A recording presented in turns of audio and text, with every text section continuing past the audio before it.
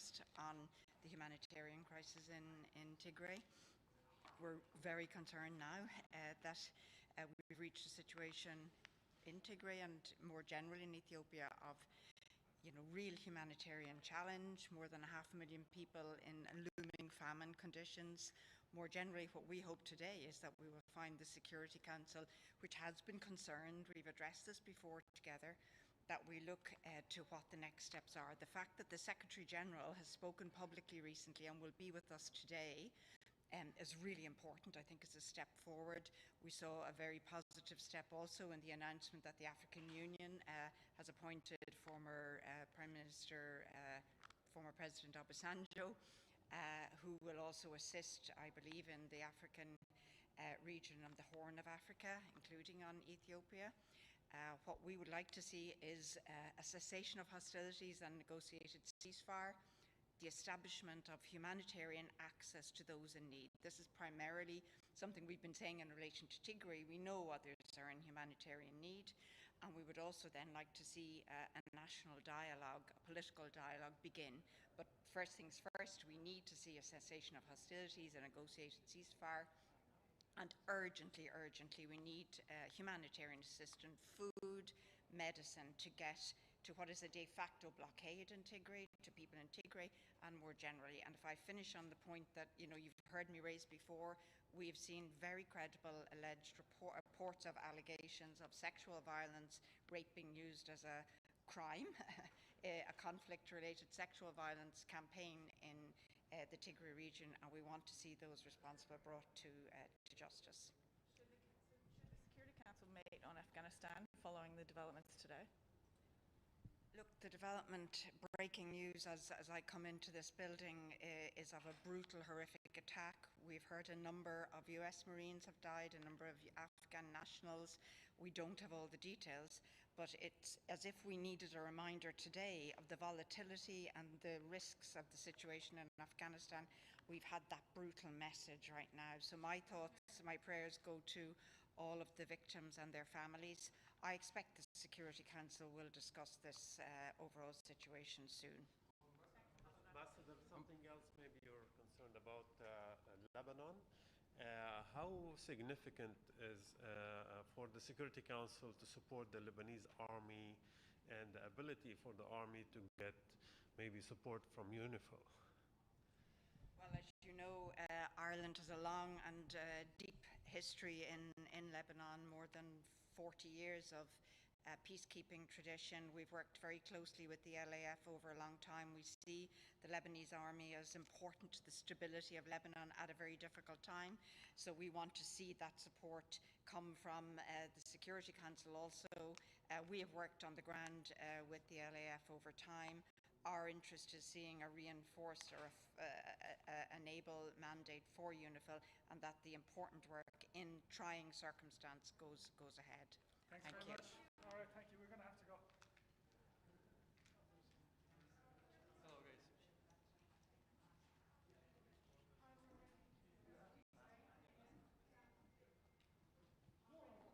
Tigray again. Of course, we are really worried about the entire region and the spillover to neighboring countries. We really think that it's time to end the hostilities. Obviously, Eritrea must fully withdraw from Ethiopian territory. Tigrayan forces must end their expansion into neighboring regions, and Amhara federal forces and militia must withdraw from Western Tigray. This is turning into a man-made famine that could be avoided. So we hope to make those points in the Council today. Thank you. Do you think at least that the Council or maybe the UN should mandate someone to mediate the situation there between the parties? I think that will come up in the discussions with the SG today. So we will see where we can get together today. Yeah. Thank you. Thanks.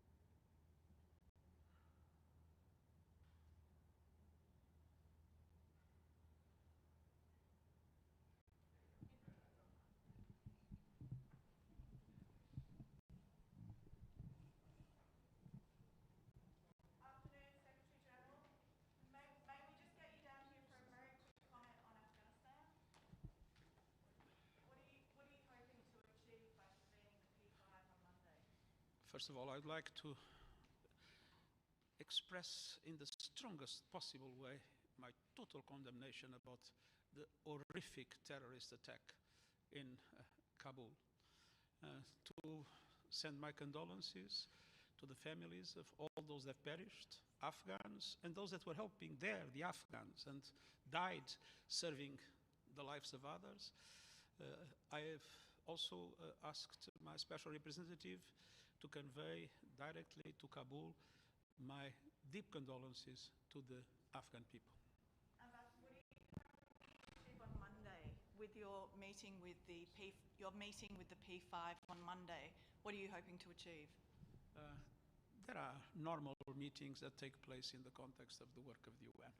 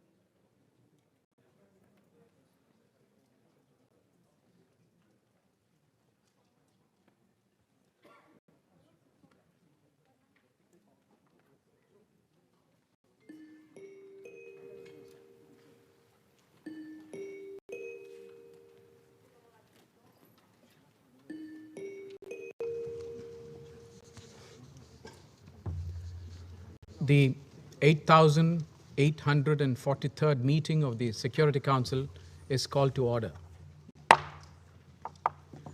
The provisional agenda for this meeting is peace and security in Africa. The agenda is adopted. In accordance with Rule 37 of the Council's Provisional Rules of Procedure, I invite the representative of Ethiopia to participate in this meeting. It is so decided.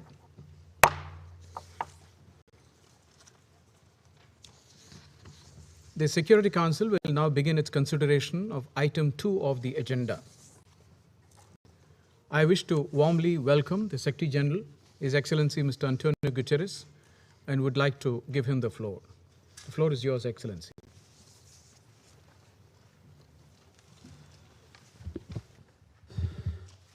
Mr. President, thank you for convening this meeting on the situation in Ethiopia, a matter that is increasingly preoccupying the African continent and the wider international community. A military confrontation, which started some 10 months ago in the northern region of Tigray, is spreading.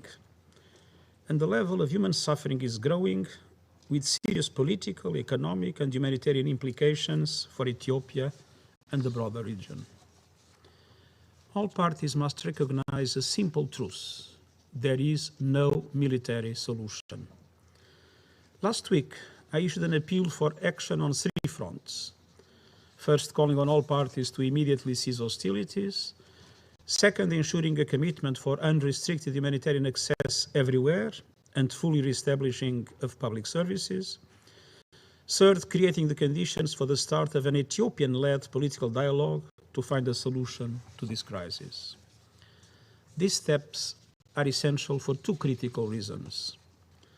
First, the unity of Ethiopia and the stability of the region are at stake, and they are very important. The military front lines in Tigray have now reached the regions of Amhara and Afar. The declaration of a unilateral ceasefire by the government of Ethiopia on the 28th of June and the withdrawal of the Ethiopian National Defense Forces from Mekelle did not lead to a comprehensive ceasefire. The Tigray region remains largely under a de facto humanitarian blockade and cut off from key public services such as electricity and communications. Tigrayan forces have since expanded their presence into neighboring Amhara and Afar regions, where fighting has escalated. Other actors in Ethiopia have entered the fight through mass mobilization and the activation of regional armed groups. Inflammatory rhetoric and ethnic profiling are tearing apart the social fabric of the country. The wider region is already witnessing the political, economic, and social impact of the conflict beyond the borders of Ethiopia. Second, the human price of this war is mounting by the day. A humanitarian catastrophe is unfolding before our eyes. More than 2 million people have been displaced from their homes, and 1 million more are in immediate need of life-saving humanitarian assistance, including food, water, shelter, and health care. At least 400,000 people are living in famine-like conditions. Last month, UNICEF warned that 100,000 children face life-threatening severe acute malnutrition over the next 12 months. Refugee camps have been destroyed. Healthcare systems have been decimated, with hospitals and clinics attacked and looted. And this has all been exacerbated by electricity and communications blackouts. I'm also deeply concerned by reports of horrific sexual and gender-based violence from survivors, including women and children. I condemn these atrocity acts in the strongest possible terms.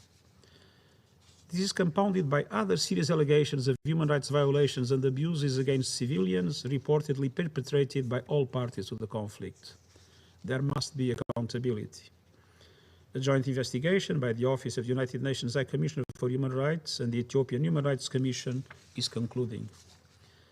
Mr. President, the United Nations and its humanitarian partners have mobilized to reach more than 5 million people with food or other essentials. But the capacity to respond is severely constrained by insecurity, delays, and a host of restrictions on the work of humanitarian organizations. Overland access into Tigray now depends on a single route through the Afar region, which involves passing through numerous checkpoints. Humanitarian organizations require roughly 100 trucks worth of assistance and supplies to reach Mekelle every day. Yes, since mid-July, an average of less than 10 trucks per day have been able to get through, and no trucks have arrived for over a week, while food warehouses are now empty. Sadly, humanitarian workers have been harassed and even killed. Well beyond Tigray, the conflict in Afar and Amhara regions has displaced reportedly 300,000 more people.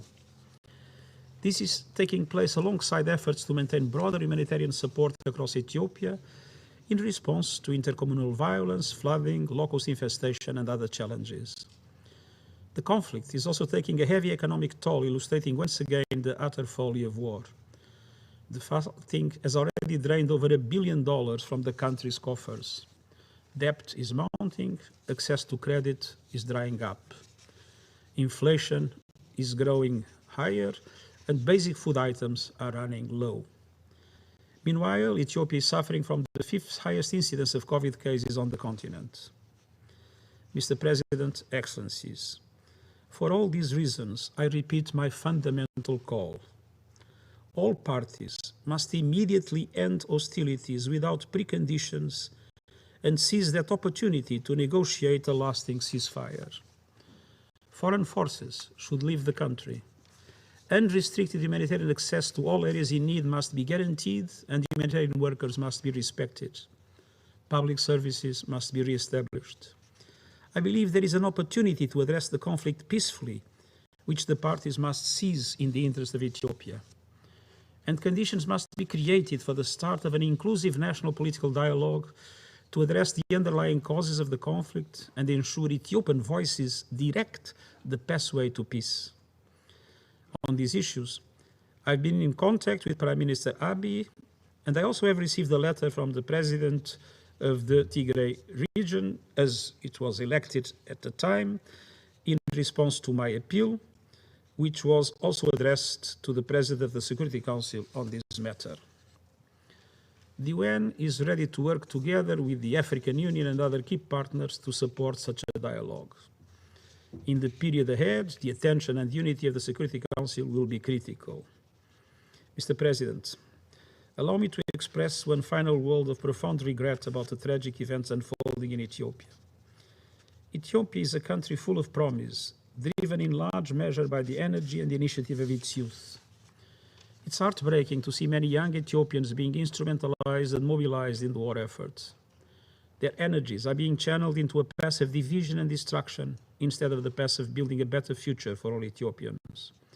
They will be the ultimate casualties in this needless conflict. In every sense, the future of Ethiopia is at stake. Let us pledge to do all we can to advance the path of national cohesion and peace, and I thank you.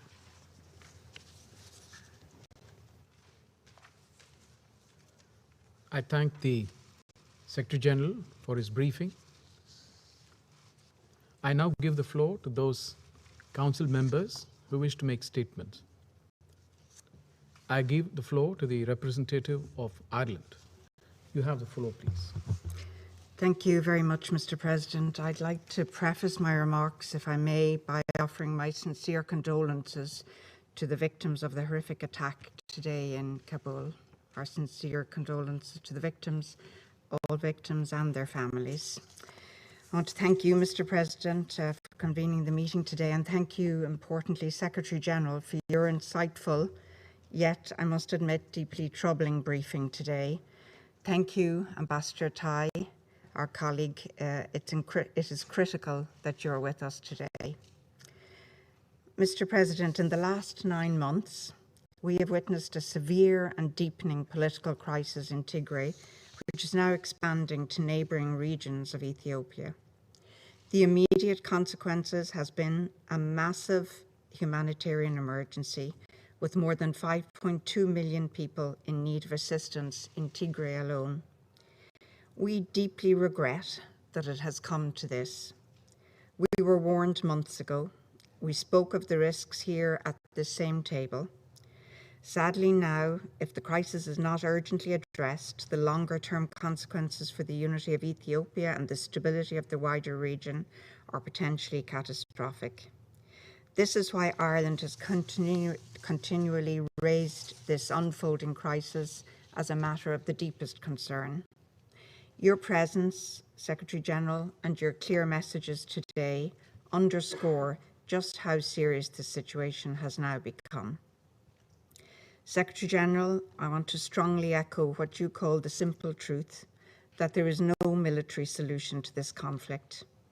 We agree with you that regional partners, and in particular the African Union, have a crucial role to play in finding the political solution needed to end this crisis. We have been underlining this message since we joined the Council, and I was pleased to see today that the former Nigerian President Obasanjo was appointed by the African Union as the High Representative for the Horn of Africa. We welcome this. Mr. President, no one in this chamber underestimates the complexity of this crisis. We certainly don't. But that is not an excuse to stand by. Today, we have heard from the Secretary-General about where we might start. Today, all Council members have an opportunity to support the Secretary-General and those caught in this crisis by sending 3 clear and united messages. First, all parties to the conflict must cease immediately hostilities, come to the table to negotiate a lasting ceasefire. Second, all parties to the conflict must ensure full, unimpeded and safe humanitarian access, as well as the restoration of public services. And third, conditions must be created to allow for dialogue and to find a solution to the conflict in Tigray, while a broad range of stakeholders must engage in a process of inclusive dialogue to address the significant challenges affecting Ethiopia. The international community, that means us, we must stand ready to support this process. Mr. President, the shocking spectre of famine continues to loom. We know that millions of people are displaced and hundreds of thousands are already starving. There is absolutely no time to waste. This is not a time for reflection. On the contrary, it's a time for action. The sad reality is that without further, immediate and scaled-up action, the horror of starvation will overwhelm parts of Ethiopia again, with harrowing echoes of past tragedy. Too many ordinary men, women and children will suffer.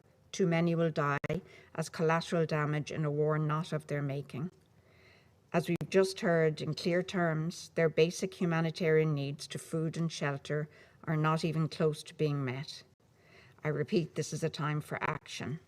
As humanitarian workers continue to face violence and unnecessary obstacles in carrying out their work, we say it's past time to act. Mr. President, we call again on the Ethiopian authorities and all other actors to immediately facilitate full, unimpeded humanitarian access. We also urge the government of Ethiopia to restore basic public services for the people of Tigray. Access to food, medical services and education are the very least that the people deserve. The human dignity and human rights of millions are at stake. We also call on the Tigrayan forces to immediately end their military offensive and withdraw from the Amhara and Afar regions. The longer the conflict persists, the greater the suffering of all Ethiopian people. We've taken careful note of the letter referenced by the Secretary-General sent by the Tigrayan representatives, which may be an important development. We further call on the Amhara forces to withdraw from Western Tigray. I also echo the call of our African colleagues for external forces to withdraw from Ethiopia.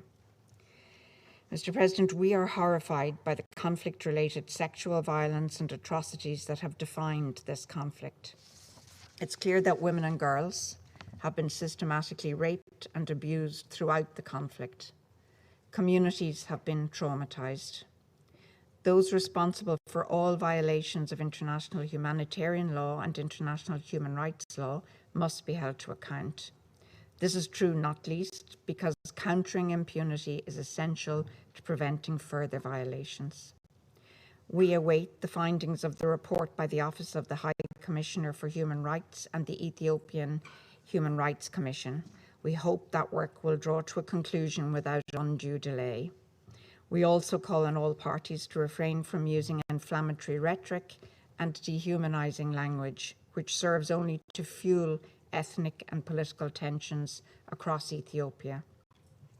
Such dehumanizing rhetoric is never acceptable. As history tells us, nothing good can come of this. Mr. President, I began today by saying that this Council has an opportunity and a responsibility to send a clear and united message. Let me come back to that. We need a cessation of hostilities and for the parties to come to the table to negotiate a lasting ceasefire. We need unimpeded humanitarian access and we need a political solution to the crisis in Tigray and an inclusive national dialogue. Leadership, to forge a path towards peace must be found among the parties to this conflict. Time is of the essence. The very lives of Ethiopian people are at stake. Now is the time for action. Thank you, Mr. President. I thank the representative of Ireland for her statement. I now give the floor to the representative of Estonia. You have the floor, please. Thank you very much, Mr. President, and I thank the Secretary General Guterres for being with us today and the remarks you made. Estonia welcomes today's very timely Council meeting and reiterates the need to keep the situation in Tigray on the Council's agenda. We are deeply worried about the escalating conflict in Tigray, which is aggravating an already dire humanitarian situation and increasingly threatening the wider stability of the region. The reports of growing civilian casualties, especially among children, are alarming. It is essential that all parties adhere to the international humanitarian law and do their utmost to protect civilians. It must be acknowledged by all that there can be no military solution to this conflict. We join the Secretary General in calling upon the parties to cease hostilities as an immediate priority and to start negotiations for a permanent ceasefire. We call upon the Tigray forces to stop their offensive, in particular in neighboring Amhara and Afar regions, which has already caused massive displacement and will only expand the devastation and suffering. At the same time, we call upon the government of Ethiopia to request the immediate withdrawal of Eritrean troops from Tigray, to ensure unfettered humanitarian access to the region, and to restore basic services, including water, fuel, electricity, communications, and banking in all areas affected by the conflict. We also urge the government to facilitate the challenges faced on the ground by humanitarian aid organizations in order for them to be able to assist those in need.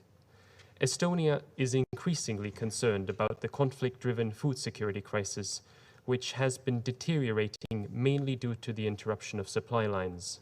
Around 400,000 people are already living in famine, the worst level of acute food insecurity, with 4 million people approaching the same. Mr. President, continued reports about violations and abuses of international humanitarian law and international human rights law, including widespread sexual and gender-based violence, are deeply worrying.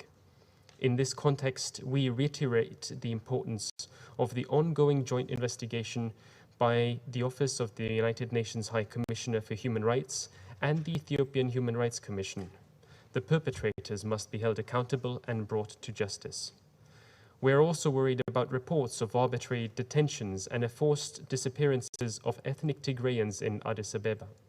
We call upon the Ethiopian authorities to investigate these possibly unlawful and discriminatory practices. To conclude, the people of Ethiopia have suffered enough.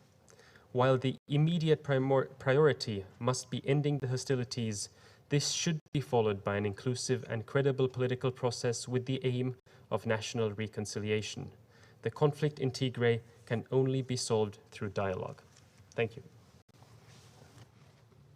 I thank the representative of Estonia for his statement. I now give the floor to the representative of France. You have the floor, please. Thank you, President. I also would like to echo my colleagues today to extend my condolences to the victims of the terrible attacks that happened today in Kabul, as well as their families. I would like to thank the Secretary General for his briefing. On my side, I'll make 5 points. While this conflict has now lasting almost 10 months, we must look at the reality. Our priority and the responsibility of the Security Council are to put an end to this conflict and preserve the unity of Ethiopia. We will only manage to do this if all forces present play their part.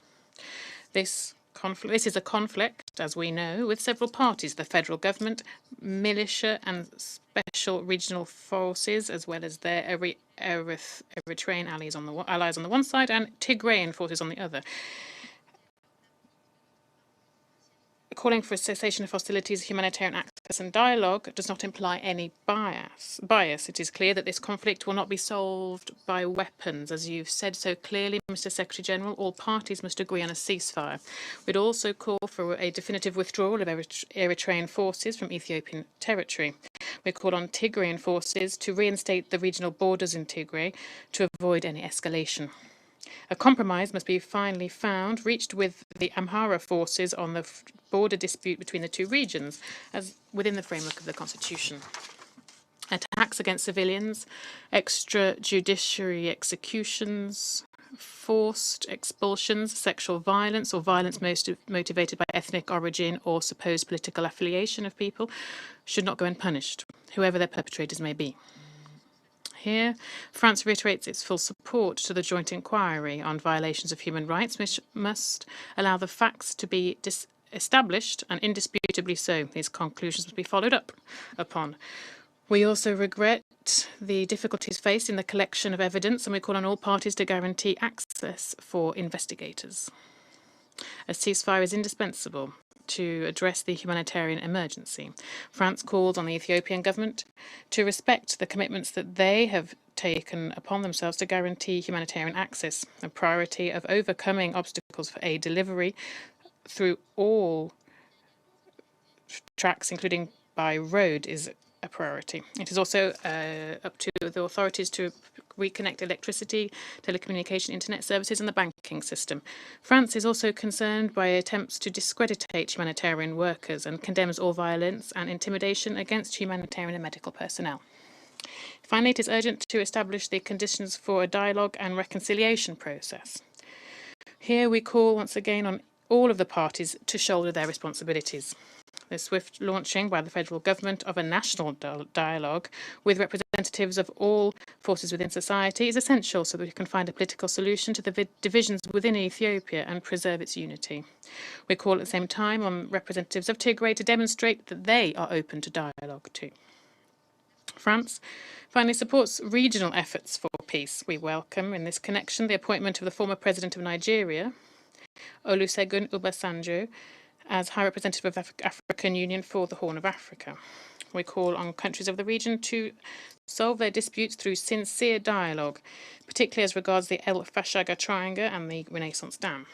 We call on all parties to refrain from all action that would stoke tensions and to respond in a constructive fashion to the mediation efforts of the African Union. Thank you.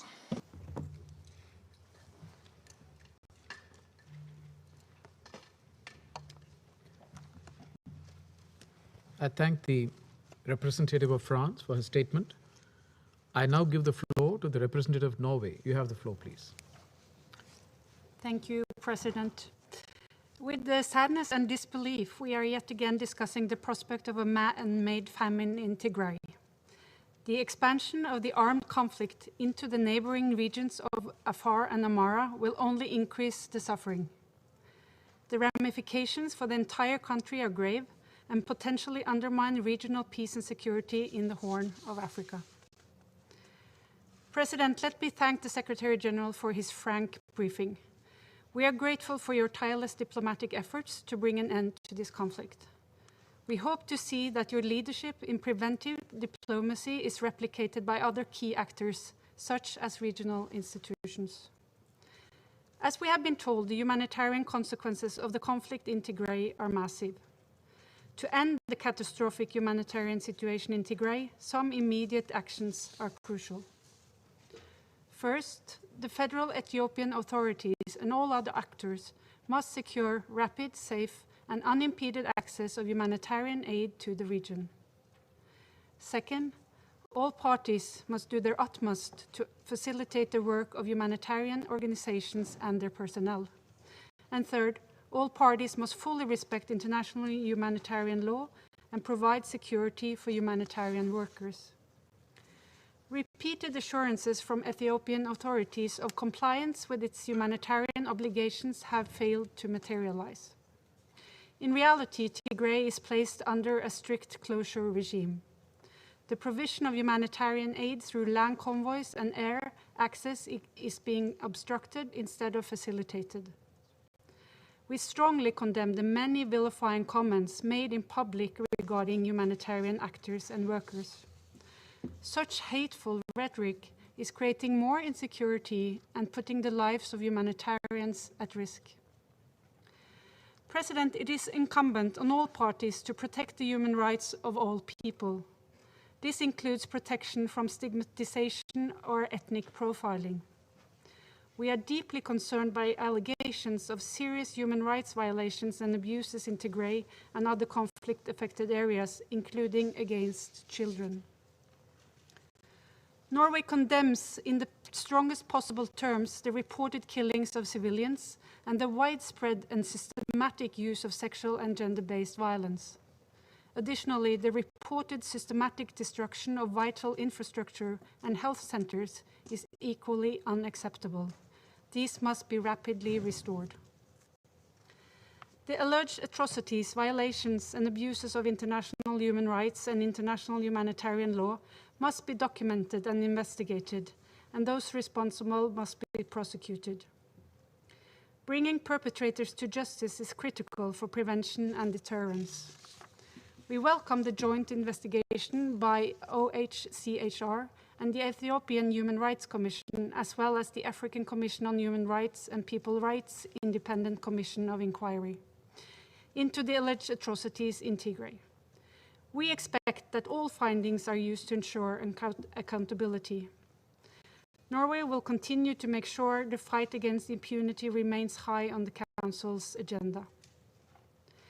President, Norway urges all actors in the conflict to immediately end the violence and enter into dialogue.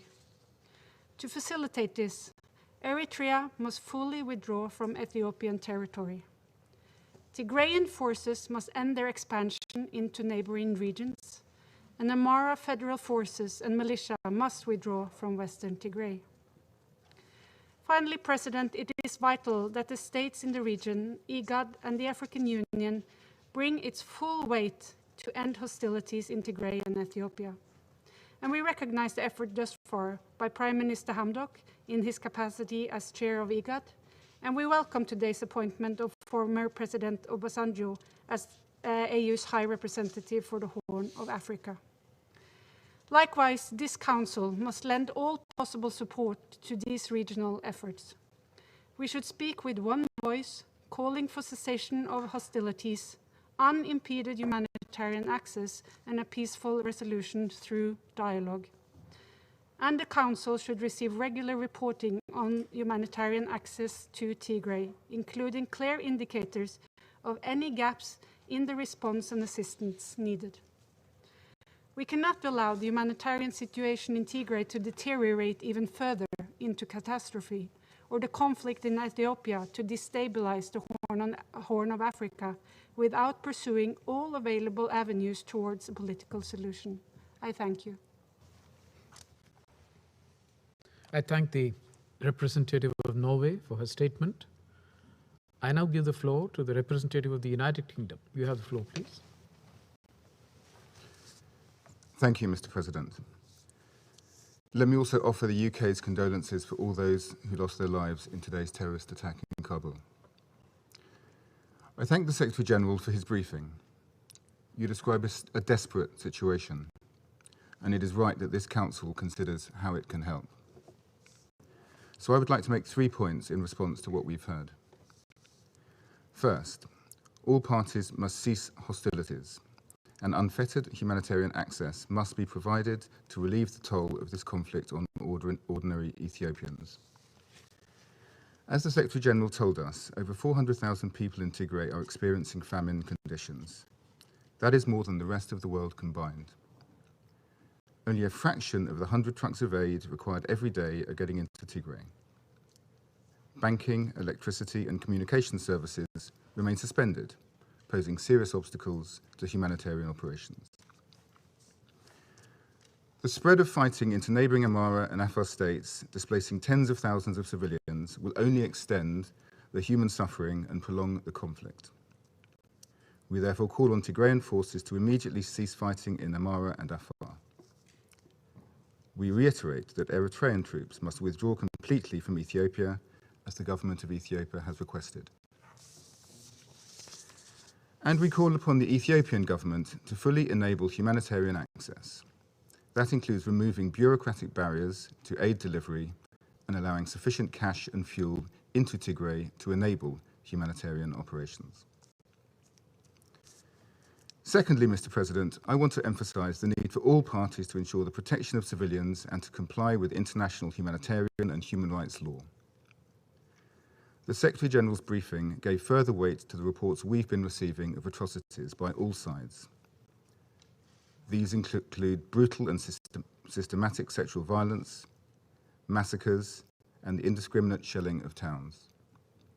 We have also witnessed an increase in hate speech and attacks on the humanitarian community. The United Kingdom fully supports the joint investigation by the UN Office of the High Commissioner of Human Rights and the Ethiopian Human Rights Commission. It is crucial to prospects for peace and reconciliation that this investigation is thorough and robust, and perpetrators of atrocities must be held to account. Thirdly, Mr. President, let me underline the urgency of pursuing political dialogue to end this crisis. The United Kingdom is a long-standing friend and partner of Ethiopia. We have been proud to work alongside Ethiopians to support their progress in reducing poverty and building sustainable economic growth. This conflict is already reversing that progress. It now threatens the long-term stability and prosperity of the country and of the region. We want to see Ethiopia return to a positive trajectory. 10 months in, it is clear there is no military solution to this conflict. The only way that Ethiopia can return to peace and prosperity is through an inclusive political settlement. That requires talks between the parties, urgently and without preconditions. We support the efforts by the Secretary-General, Under Secretary-General Griffiths, and by the African Union to make this possible. And we therefore welcome the announcement today of the appointment of former President Obasanjo as AU Special Representative for the Horn of Africa. Mr. President, it is abundantly clear what the parties need to do now to end the dreadful toll of human suffering in Ethiopia. The United Kingdom joins the Secretary-General and other members of this Council in calling on all parties to cease hostilities, allow unfettered humanitarian access, comply with international law, and begin a process of dialogue to resolve the conflict. Thank you, Mr. President. I thank the representative of the United Kingdom for a statement. I now give the floor to the representative of the United States. You have the floor, please. Thank you, Mr. President, and let me begin by thanking those that have offered condolences to the victims of the evil and cruel terrorist act this morning at Kabul airport. It is much appreciated. And thank you, Secretary General Guterres, for your insightful and, as my Irish colleague said, however, disturbing briefing today. In our last session on Ethiopia and the situation in Tigray on July 2nd, the United States, Ireland, and the United Kingdom called for public discussion in the Council focused on protection of civilians. We called then for a negotiated ceasefire and unfettered humanitarian access. And we called more broadly for a national political dialogue that would be inclusive of all Ethiopians. Since then, no progress has been made on any of these fronts, none. As we have heard from the Secretary General, the military confrontation has escalated. The Ethiopian government has not responded positively to proposals for negotiations. Instead, it has publicly called for the mobilization of militia. The TPLF, meanwhile, has expanded its own military campaign into the Afar and Amhara regions. Ongoing TPLF military operations in these regions are displacing hundreds of thousands of civilians, and this too must stop immediately. Eritrean defense forces have re-entered Tigray, and reports indicate that military alliances among armed groups and other regions risk sparking a wider war in Ethiopia. And instead of striving to create space for negotiations and for dialogue, leaders on all sides have used inflammatory rhetoric that is increasing polarization along ethnic lines. This is all gravely concerning to all of us. These developments are eroding the unity, the sovereignty, and the territorial integrity of the Ethiopian state. The United States is particularly concerned by reports of ongoing violence in the Tigray region and other parts of northern Ethiopia, including attacks against women and children. The Ethiopian government and the TPLF, as well as associated regional militias, must end the fighting now, allow humanitarian access, and move toward a negotiated ceasefire immediately and without preconditions. Eritrean defense forces, meanwhile, must refrain from further increasing or regionalizing the conflict. Today, I would like to focus on these three concerns: the dire humanitarian situation, the need for immediate negotiations toward a sustainable ceasefire, and the withdrawal of Eritrean forces. First, contrary to its public commitments, the Ethiopian government and regional authorities continue to cut off Tigray with limited entry of humanitarian goods or personnel. This withholding of humanitarian aid, particularly food, is leading to unnecessary death and untold human suffering. Last week, after repeated warnings, aid agencies ran out of food stocks in their warehouses in Tigray. This comes after all of us were told over the last 3 months about famine conditions in Tigray. Millions are at high risk of food insecurity in northern Ethiopia, and of those, hundreds of thousands are estimated to be at risk of starvation in Tigray. The heroes that are trying to fend off this starvation, the humanitarian workers, are, as we heard, being targeted and killed simply for providing aid to those who are in need. Despite a small increase in convoys and flights entering Tigray, we estimate that just 7% of the needed humanitarian supplies were able to reach Tigray over the past month. And that statistic is based on the World Food Programme's projection of what is needed and the Ethiopian government's own reporting on how many trucks have gotten through. And let's be clear, this shortage is not because food is unavailable. It is because the Ethiopian government is still limiting humanitarian aid and personnel, including land convoys and air access. We are troubled by disturbing reports that the Ethiopian government is intentionally withholding humanitarian assistance to starving Ethiopians, and these impediments to the movement of humanitarian supplies must be removed immediately, and trucks must be allowed to enter and deliver life-saving assistance to Tigray. If these impediments continue, large numbers of people will starve to death, and many more will die from disease. This council was very clear when we passed Resolution 2417 in 2018. The denial of humanitarian access and depriving civilians of objects indispensable to their survival is a violation of international humanitarian law and can constitute a war crime. Mr. President, council members, this is happening on our watch. The impediment to the movement of humanitarian supplies is not the only humanitarian crisis in the country. We are also alarmed by reports of reprehensible attacks against Eritrean refugees. One humanitarian worker was killed by TPLF forces in Amhara region last week, and humanitarians have observed the looting of NGO offices and warehouses by the TPLF, with the supplies being taken into Tigray. This is utterly unacceptable. These humanitarians are there to save lives. They must be protected. The trajectory of this conflict over the last 10 months demands continued Security Council action. Second, Mr. President, the United States remains deeply concerned about the role of Eritrea in fueling the ongoing crisis. The presence of the Eritrean Defense Forces in Ethiopia remains a significant barrier to ceasefire negotiations and to political resolution of the conflict.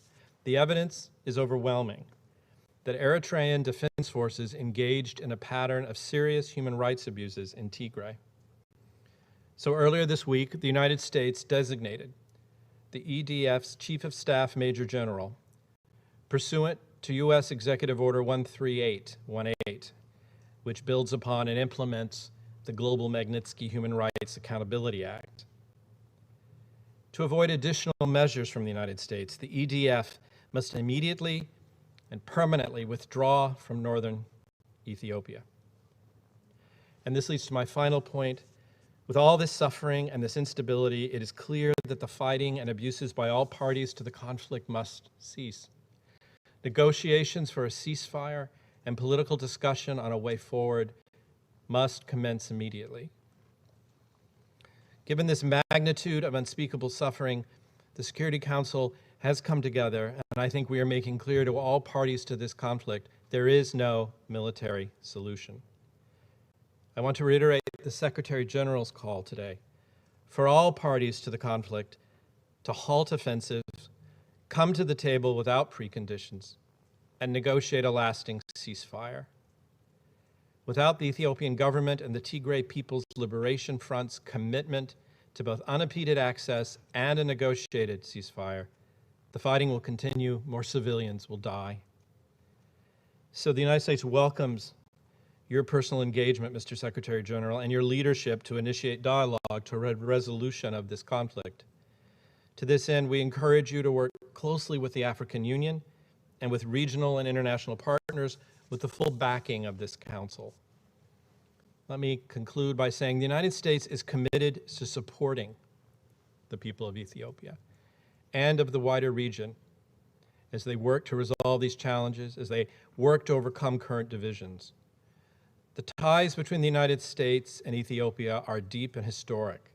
There is a reason Ethiopia is the largest recipient of U.S. humanitarian and development assistance in the world. We stand with Ethiopian people. They deserve to live in peace with each other and to lead healthier, more resilient, and prosperous lives. Thank you, Mr. President. I thank the representative of the United States for a statement. I now give the floor to the representative of Vietnam. You have the floor, please. Thank you, Mr. President. At the outset, I would like to join other colleagues in expressing our deepest condolences to the family and governments of the victim, those who lost their life in the recent attack in Kabul. I would like to thank Secretary General Antonio Guterres for his insightful briefing, and I welcome the representative of Ethiopia to our meeting today. Mr. President, the humanitarian situation in Tigray, especially its consequences and adverse impacts on the daily life of millions of people since the last 3 months, has been of deep concern for all of us. This circumstance is made worse by a lack of constructive dialogue, negotiation, and reconciliation between the related parties, while tension has increased. The longer this situation lasts, the more likely it is that a long-term and comprehensive solution is out of reach at the expense of peace and development in Ethiopia. Against this background, we would like to stress the following point. First and foremost, the humanitarian situation in Tigray should be addressed in the most urgent manner. We welcome the Ethiopian government effort to improve the humanitarian access in the regions. This process should be accelerated. We also welcome the practical activity carried out by the United Nations, including humanitarian organizations and international and regional partners, for tens of thousands of Ethiopians over the past few months, including people in Tigray.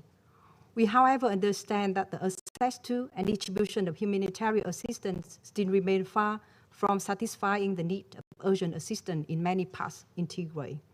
We call for safe, effective, and efficient delivery of humanitarian assistance and expanded access for the provision of much-needed assistance in Tigray region and bordering area. We support the appeal for action on 3 fronts stated and mentioned recently by the Secretary General. All the elements are crucial to find a way out for the current situation.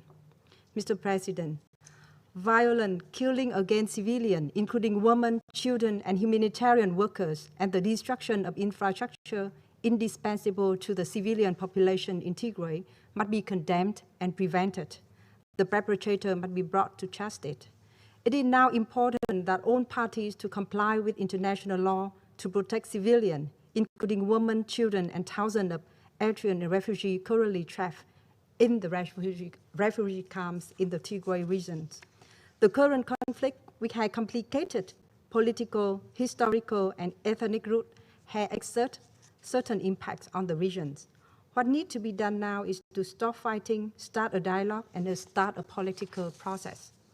We hope that all relevant parties will refrain from all acts that might send Ethiopia into chaos and jeopardize peace and security in the country and in the regions. The Ethiopian authority and all other concerned parties should give the highest priority to the interests of its people, following the basic principle enshrined in the international law and the UN Charter. In this process, the international community, including the Security Council, should support all efforts toward this end, with full respect for the independence, sovereignty, unity, and territorial integrity of Ethiopia. The principle of non-interference in the internal affairs of state and settlement of dispute by peaceful means should also be constantly upheld. Mr. President, last but not least, we would like to once again express our support for a constructive engagement of neighboring countries and international and regional organizations, especially EU and IGAD, for the process of peace, security, national reconciliation, unity, and development in Ethiopia. I thank you, Mr. President. I thank the representative of Vietnam for his statement. I now give the floor to the representative of Russian Federation. You have the floor, please. At the beginning of my statement, I can't not echo the condolences towards all victims and casualties from the terrible terrorist attacks in Kabul. It is clear that it is ISIL that President, we'd like to thank the UN Secretary General, Antonio Guterres, for his assessments of the the developments in northern Ethiopia. We also welcome the participation in today's open briefing of the Permanent Representative of Ethiopia to the UN, Taye Selassie. The Russian Federation is carefully following the military and political developments in the region. We regret that the unilateral humanitarian ceasefire announced at the end of June by Addis Ababa was broken. Units from the Tigray People's Liberation Front continue fighting, establishing control over a series of regions, not only in Tigray, but also in neighbouring regions of Afar and Amhara, previously untouched by conflict. Of particular concern are attempts made by Tigrayan forces to cut off humanitarian assistance routes, including their taking control of the strategic highway linking Ethiopia and Djibouti, which threatens to worsen an already complex humanitarian situation and increasing flows of refugees and IDPs. The humanitarian situation in the region remains indeed tough. At the same time, the federal government is continuing to make significant contributions towards alleviating it. We welcome the efforts of the Ethiopian authorities recently getting a humanitarian convoy from the World Food Programme through to Semera. We welcome also the creation in the region of an emergency coordination centre. We hope that its establishment will help implement the plan to send to Tigray 100 lorries carrying humanitarian assistance every day, and also resolving the situation of Eritrean refugees who are in particularly dire straits. We are convinced that in order to address this situation, it is necessary, first and foremost, to depoliticize the North Ethiopian humanitarian file. Providing humanitarian assistance in the context of the ongoing political standoff and the toxic media atmosphere has little chance of success. Nor can we agree with the bias in public focus in the work of humanitarians in Tigray. When providing humanitarian assistance, it's important to pay attention to other regions too, including Amhara, Oromia, and Somali, who also have significant humanitarian needs. These are linked to droughts, floods, plagues of locusts, and problems with planting crops. The basis of these efforts should remain UN General Assembly Resolution 46182 and the UN Guiding Principles on Humanitarian Assistance. We call on OCHA to pay particular attention to establishing privileged and constructive dialogue with the federal government. We fully support, Mr. Secretary General, the work that you've been doing to launch a political dialogue as soon as possible.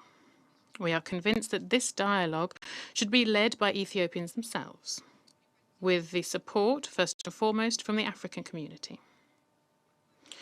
Any potential external assistance should be done while fully respecting the sovereignty, territorial integrity, and political independence of the country.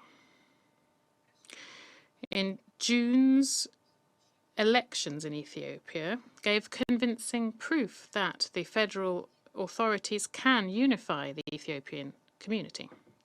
We are convinced that they can independently work towards normalizing the situation and generally put the country back on the right development trajectory.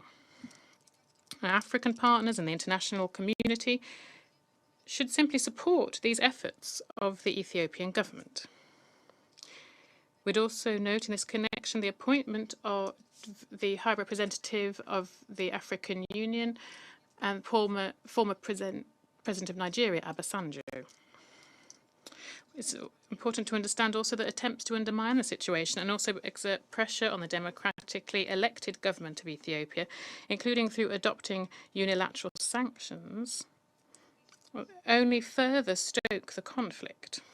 Equally, nor will the crisis be solved by discussing it at the Security Council. It would be more effective if each member of the Security Council made its own contribution to resolving the situation. The emphasis should be on quiet diplomacy and bilateral channels of privileged communication. The Russian Federation is ready to ensure this. Thank you for your attention.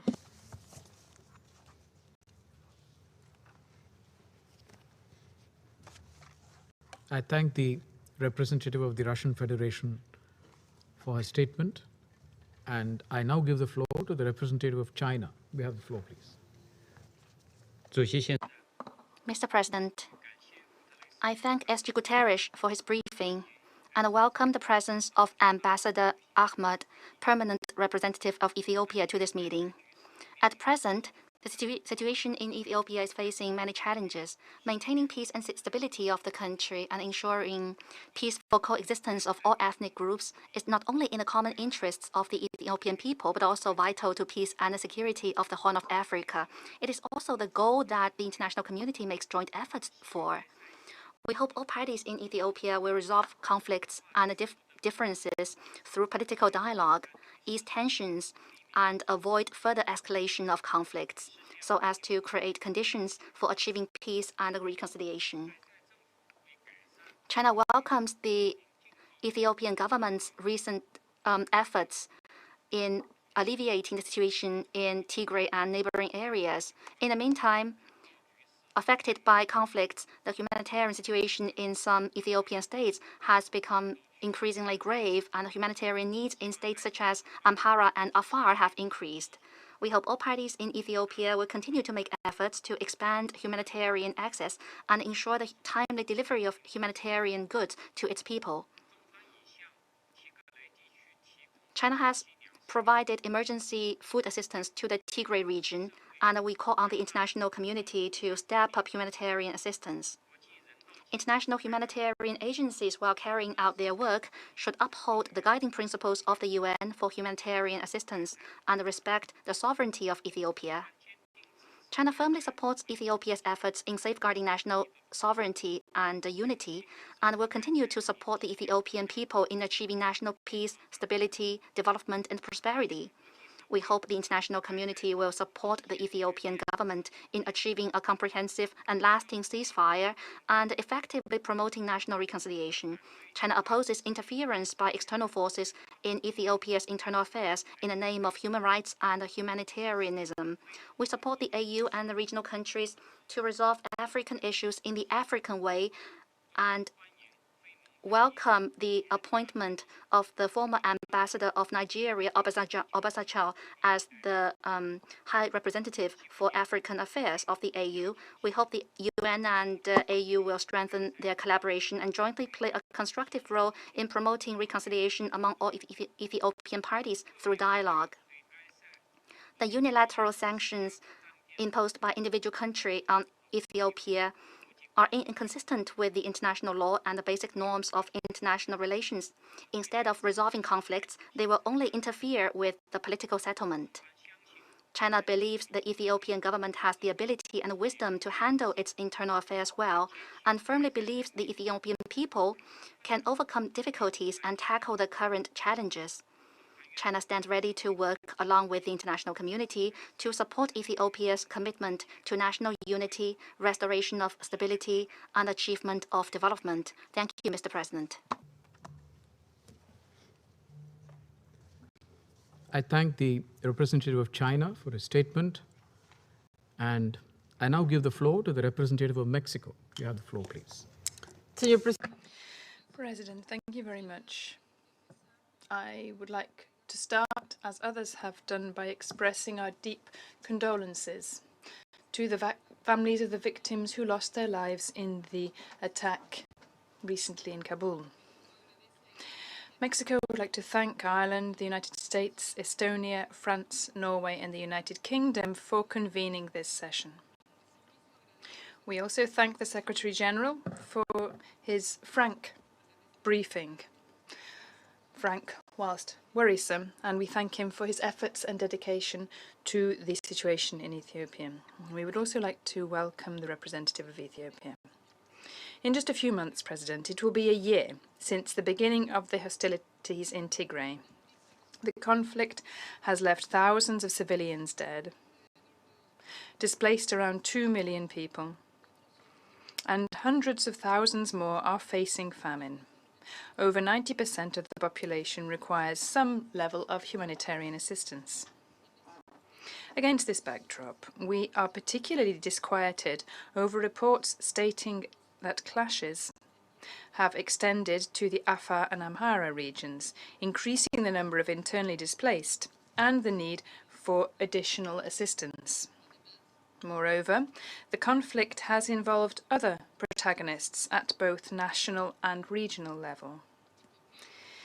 Ethiopia is a friendly country to Mexico, and we are bound by historic and fraternal links. Ethiopia has played a key role in the stability of the Horn of Africa for decades.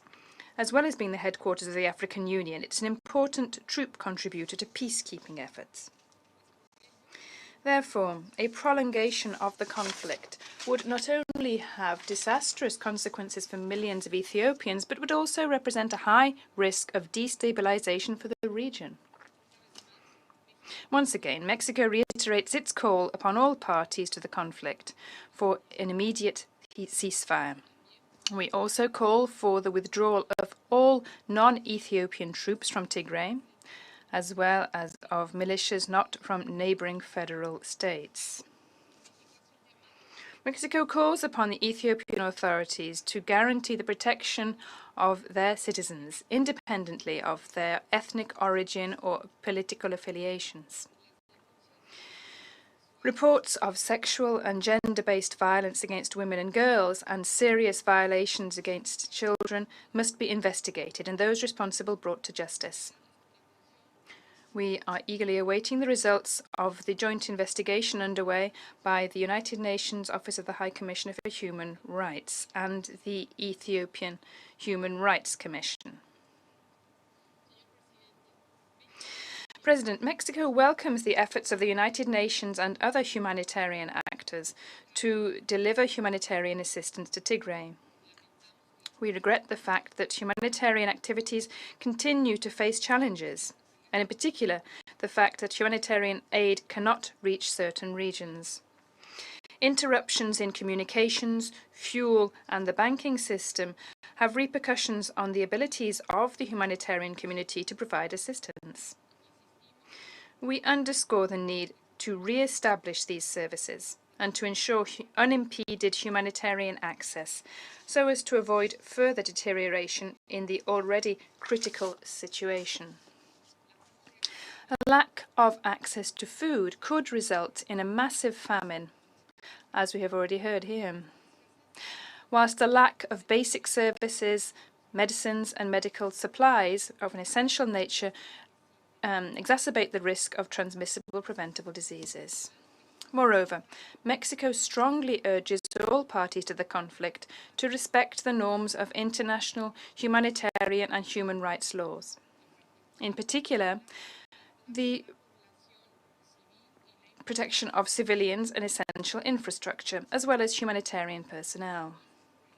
In this regard, we reiterate the need to investigate all attacks against civilians and humanitarian personnel so as to avoid impunity.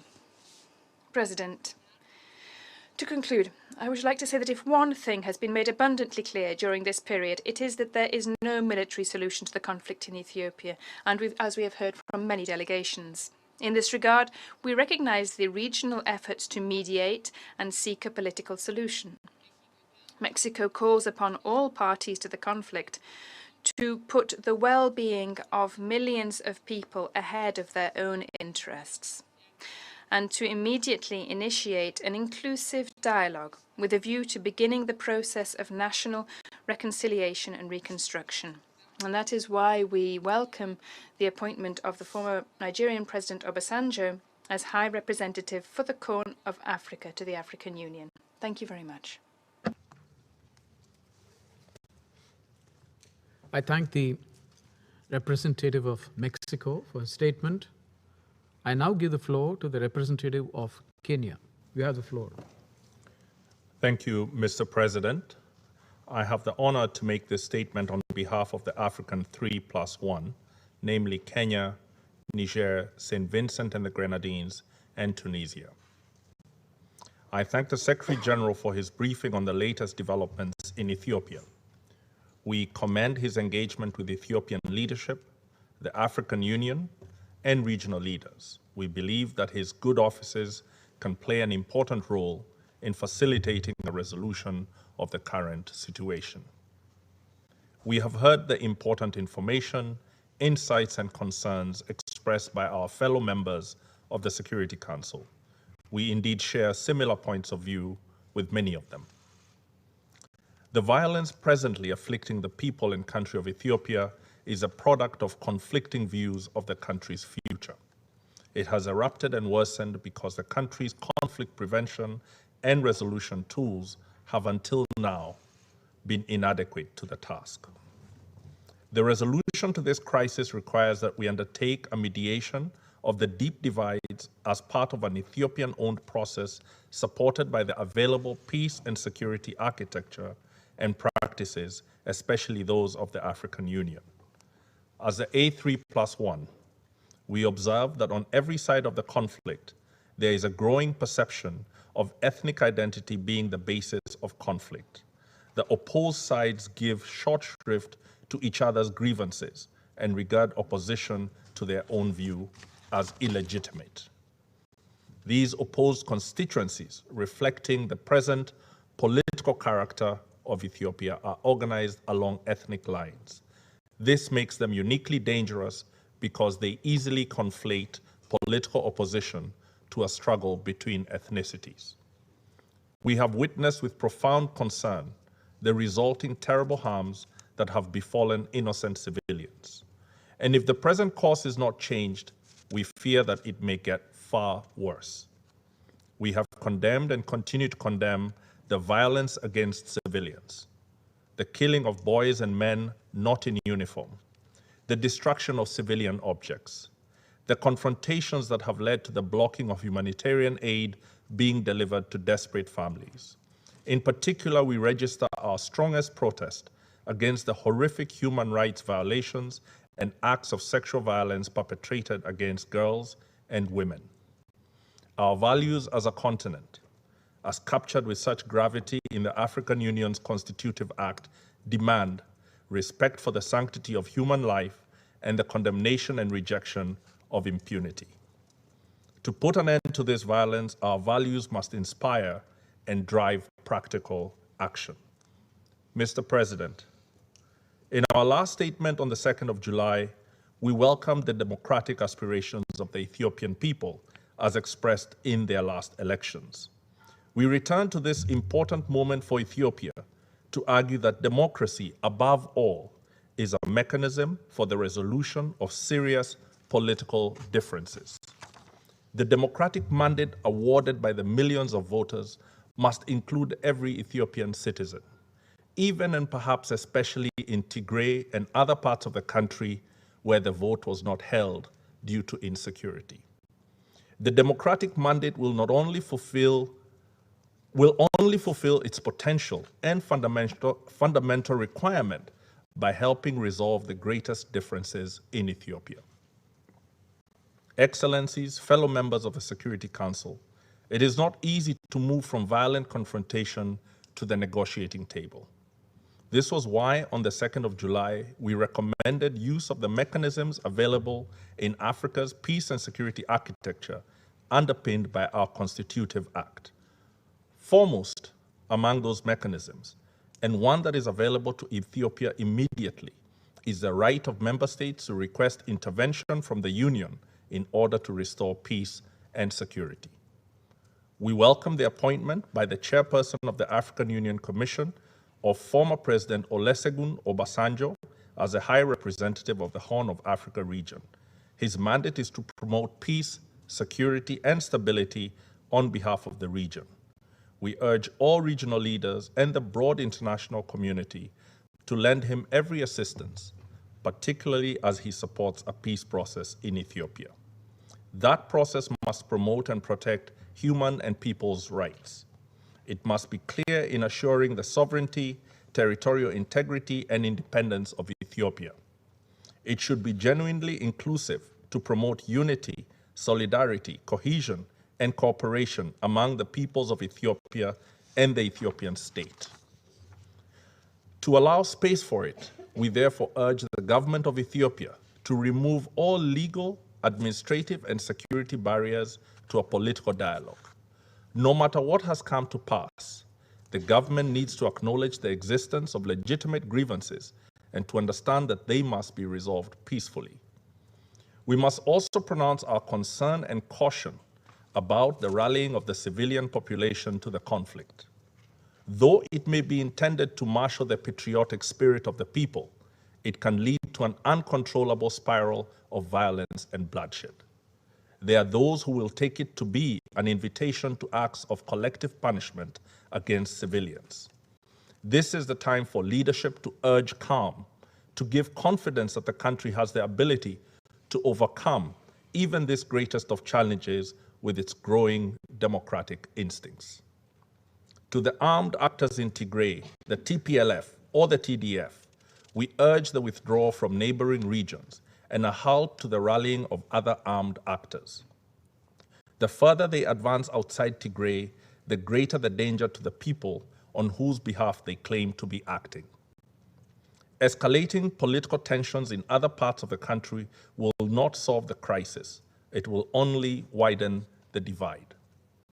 The TPLF must leave no doubts lingering that they will ever play any part in compromising the political independence and territorial integrity of Ethiopia, which all members of the African Union are obliged to defend. In addition, we recommend the spirit of the following steps to all Ethiopian leaders, understanding that they are not easy to implement. 1, make immediate announcements to all citizens and to all militia and armed units that the targeting of civilians, and particularly women, is unacceptable and must stop immediately. 2, deconflict military movements in Tigray, Afar, and Amhara to enable unfettered access to humanitarian aid before famine returns to any part of Ethiopia. It is important that lines of communication between military leaders be opened for this purpose. 3, announce a willingness to stop hostilities and to engage in ceasefire. 4, for the parliament just voted into office, peace cannot be made with a political movement that has been labeled as a terrorist group. Parliament should prepare to lift this designation to allow for direct contact and negotiation with armed actors opposing the government. 5, for the government tangibly demonstrate an embrace of the people of Tigray by resuming the provision of basic services to them. 6, accept the good offices of the African Union, the region, and the UN Secretary General as bridges to mediation and peace building. Mr. President, to this Security Council and the international community, we make the following recommendations. We call for the government of Eritrea to withdraw its forces from Ethiopia and embrace a role of peace building. We urge wealthy countries and organizations to provide adequate resources to the humanitarian campaigns in Ethiopia. 3, we call for the UN Development Program, the World Bank, the IMF, and all of Ethiopia's creditors to deliver an economic recovery package to implement the moment political mediation is underway. Number 4, we urge caution in the use of any unilateral coercive sanction measures that risk Ethiopia's economic collapse. Their use will only worsen the humanitarian crisis. To the African Union, we call for a re-energizing of the peace and security architecture. We have seen that its powerful capabilities contribute to resolving many conflict situations in the continent, and we believe they can be used in Ethiopia. Mr. President, allow us to conclude with a final caution. War is seductive. There are those who today in Ethiopia call for it to be given a chance. Such an attitude taps into a deep human desire for the clarity that enmity appears to offer. It promises simplicity instead of painful compromise, the annoying need to listen to the other, and the frustration that comes from trying to appreciate complexity. The Ethiopia of old inspired and rallied us Africans. It had challenges. It had known war and subjugation among and between its peoples, but its successful resistance to colonialism, racism, and fascism rallied our spirits. As Africans, we are conscious that this is our historical moment to recover our march to prosperity, peace, and independence from the actors who prefer us weak and divided. Ethiopia must not tap into its glorious history to solely grasp the grievances that lead to anger and hatred. Instead, Ethiopians must find in their past the prominent lessons of compromise, unity, and peace. We appeal to the leaders and people of Ethiopia to understand that they cannot break each other's spirits and succeed in building a united and prosperous country. I thank you.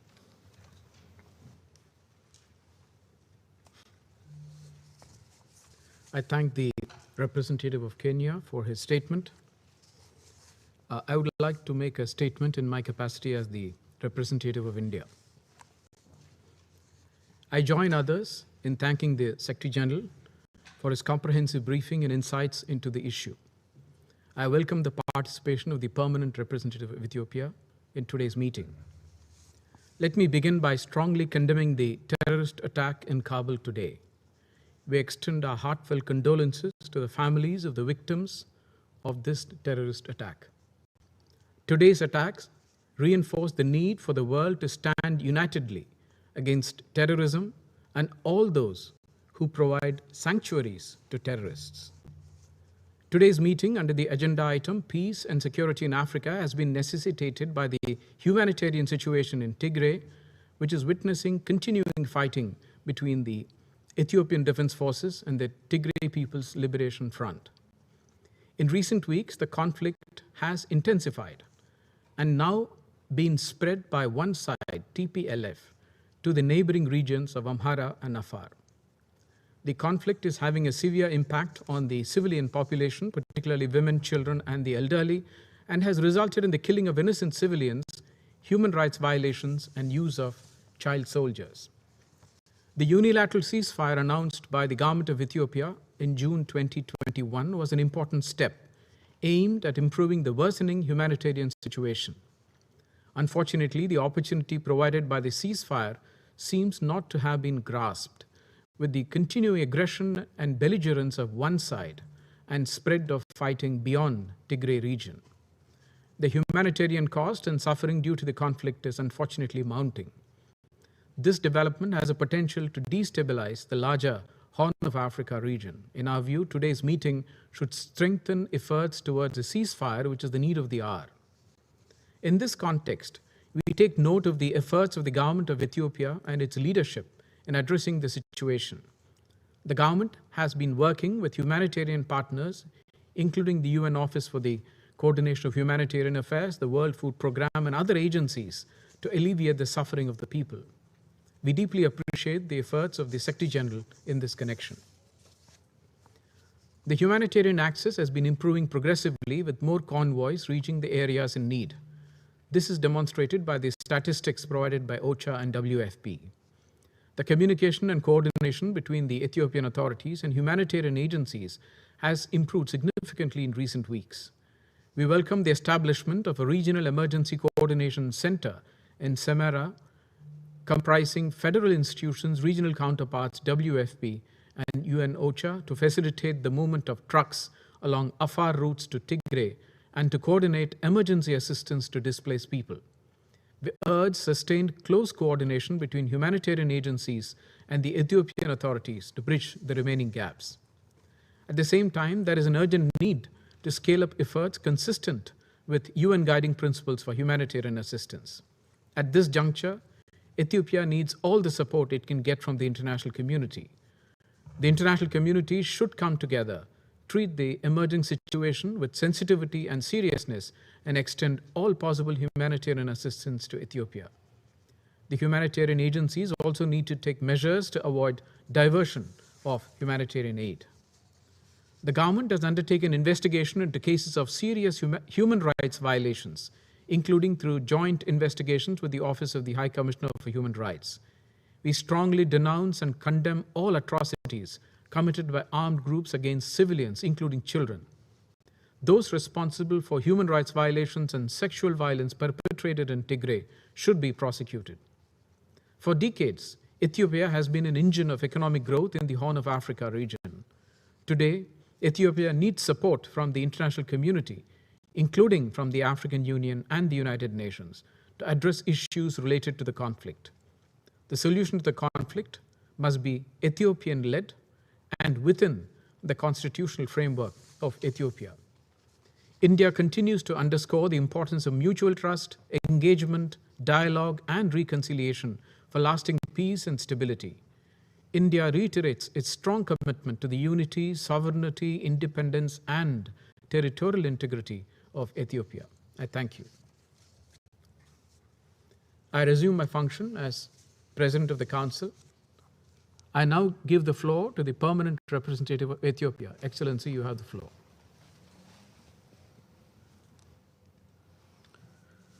Mr. President, thank you for allowing my country's participation in this meeting. I thank the Secretary General Antonio Guterres for his briefing, and I acknowledge the presence of Under-Secretary General Martin Griffiths.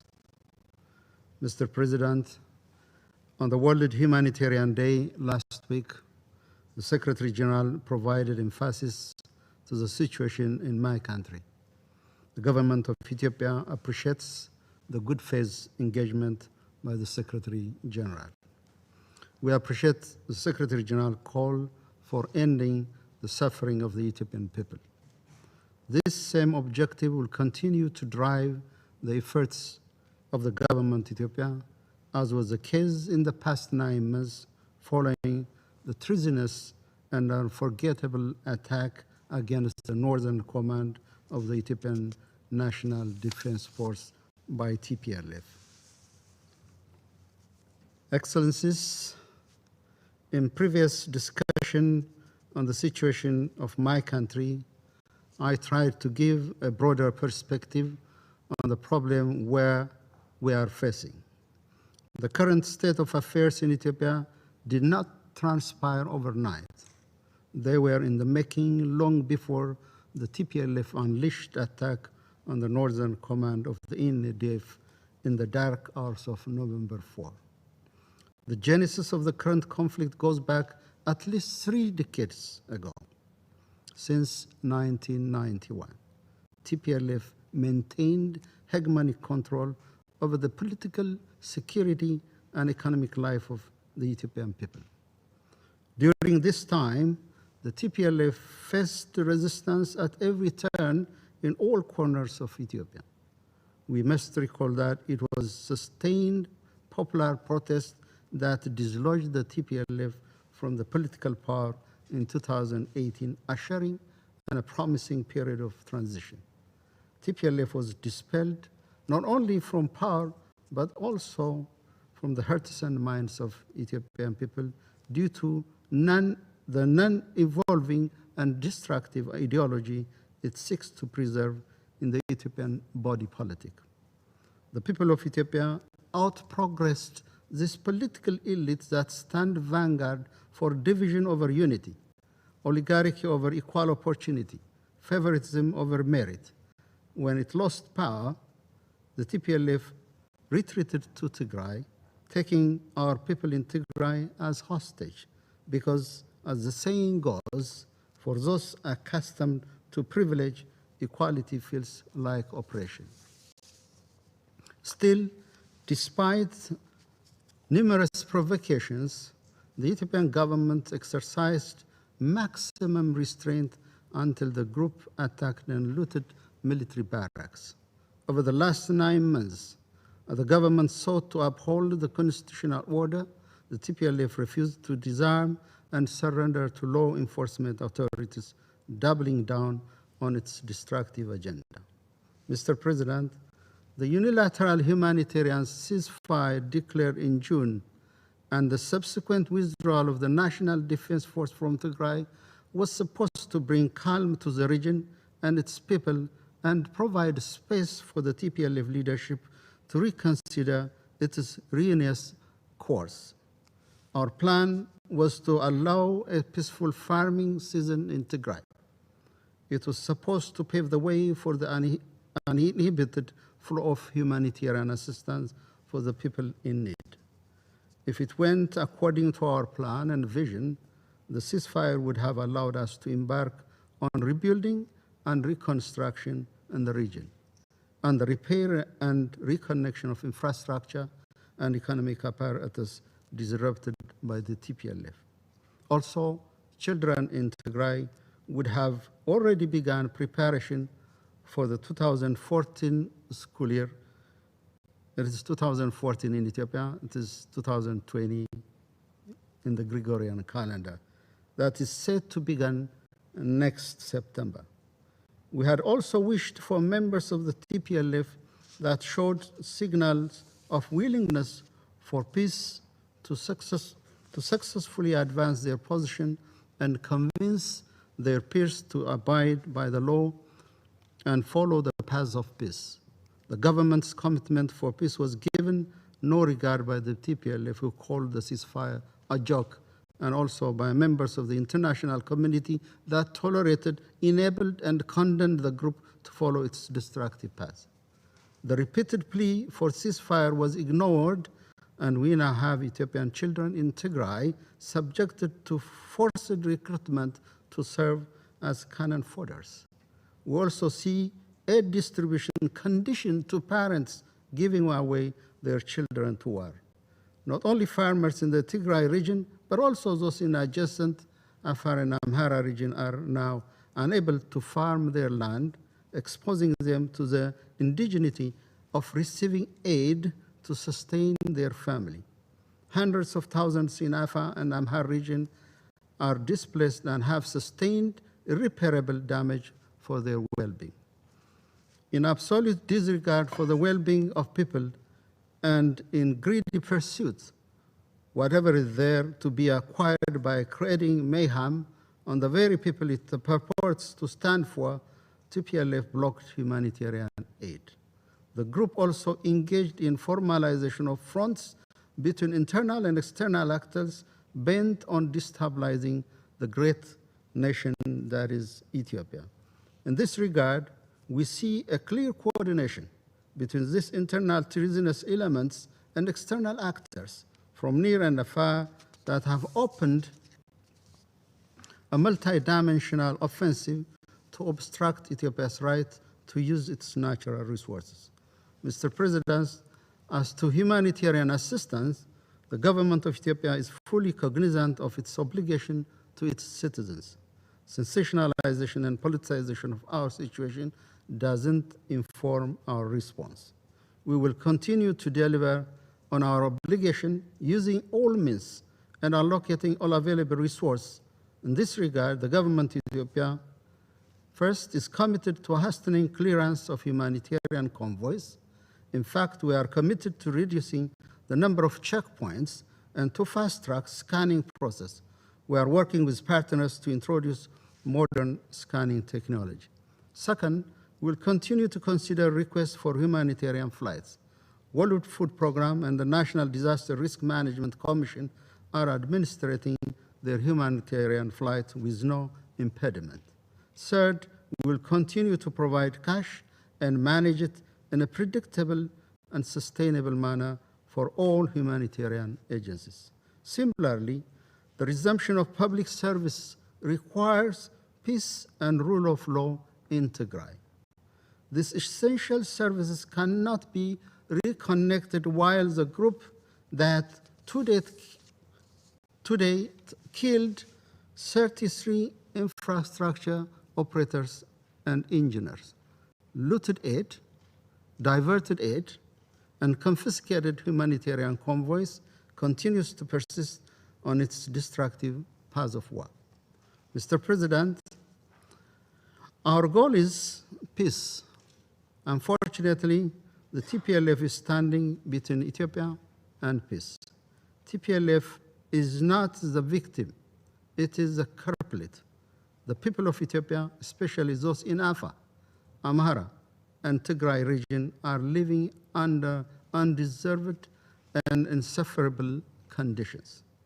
We are started by everyone that appears to have been calling for peace and pressure the government for suspension of its law enforcement operation, to later on tolerate and ratify through their reticence the expansion of violence and mayhem by the TPLF. Our plea to all, with a sincere wish to help us realize peace, is to put pressure on this lawless group to stop its criminal advance, to abandon preparation for combat and abide by the laws of the country. The group must also irrefutably delink itself from internal and external sponsors and affiliates.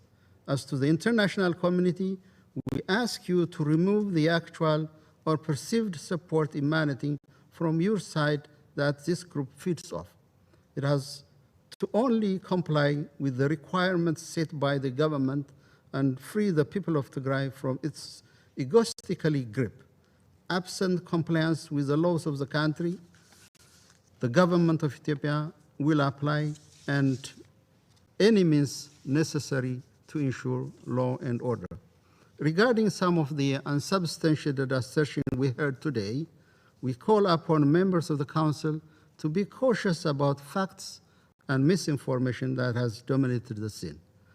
There is no discrimination based on any ground, including ethnicity, religious, or any other background. We are not people with less moral. We are people of values. We survived for centuries through social cohesion. We built unity while honoring differences. The Ethiopian reform is all about how to strengthen our unity and live in harmony. The reform is not to learn to die through ethnic divisions, as has been professed, propagated, and implemented by TPLF for over 30 years. Mr. President, I would like to use this opportunity to express our gratitude for all of you who stood with us in times of our need. At the same time, we respectfully assert our sovereign integrity as an ancient, independent African country on a constant strive to overcome its challenges. In this regard, I would like to underscore the severe mentality that seeks to undermine the sovereign right and responsibility of states, of their own security and well-being of their people, have proven harmful in very many instances. We only hope the right lesson are learned. Evidently, Ethiopia is not a country that allows delegating the shaping of its future. the international community has witnessed undue foreign pressure and interference is not appreciated by a soul in my country. And after the fact regret and admission of failure in foreign policy will not help. Hence, we call on everyone concerned to work with us. We are ready to work with all well-intentioned partners. I thank you, Mr. President.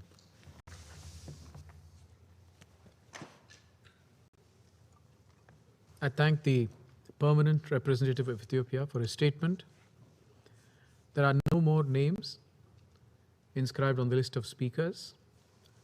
I'll now adjourn the meeting so that the Council can continue its discussions on the subject in closed consultations, and I would request observers to kindly exit the chamber as soon as I adjourn the meeting.